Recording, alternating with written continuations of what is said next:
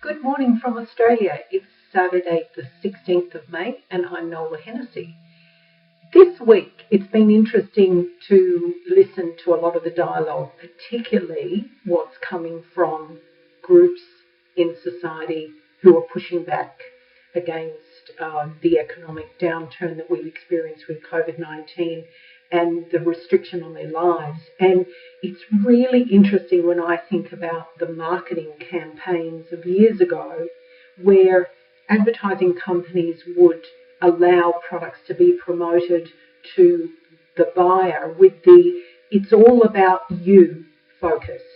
And if you think how long that's been going on for decades, where ads are showing up on television, where children are taught you've got to focus on what's in it for you, it's all about you, it's all about what you can get out of this. What that's done is it's actually programmed the better part of 2 generations with a what's in it for me and a very selfish approach to life. And that, I believe, is exactly why we are in the situation that we're in, where people aren't realizing that their action or inaction is going to impact on somebody else. So it's actually not all about you. It's not all about one family. It's not all about one community or one state or one country. It's about all of us together. And that's where great leadership comes in. When I talk about great leadership, it's not about great leaders in the workplace. It's about great leadership in life. And why I wrote No Boxing Allowed is because as a child growing up in the 50s and the 60s, I had a different experience to a lot of people, but I still grew up under a set of values that I think to a very large extent we're losing sight of. And it's so evident with the disputes and the pushback and the violence that we see now, and the lack of, almost like a lack of courtesy, human being to human being, where respect is earned. Nobody has the right to demand that they be respected. There's no courtesy happening in some levels of society. So people aren't actually even showing that they value another human being for them being alive.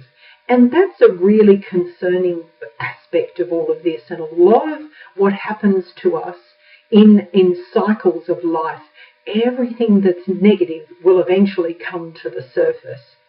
Now, I want to read just 2 lines out of my book, No Boxing Allowed, in the section about great leadership. And whilst there are literally dozens of traits of great leaders, we're not talking about just leadership. We're talking about great leadership. It's a level above, and it's very much about the divine values coming back into the humanity that's living in the 21st century.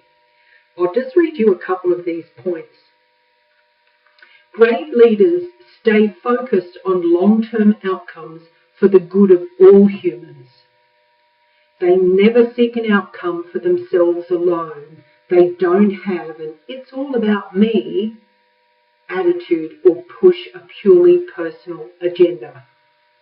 So if you can do one thing this week coming and reflect on your whole life and the people around you and how they operate, if you choose to have a selfless and "it's not all about me" attitude, I guarantee that we will see some extraordinarily positive change.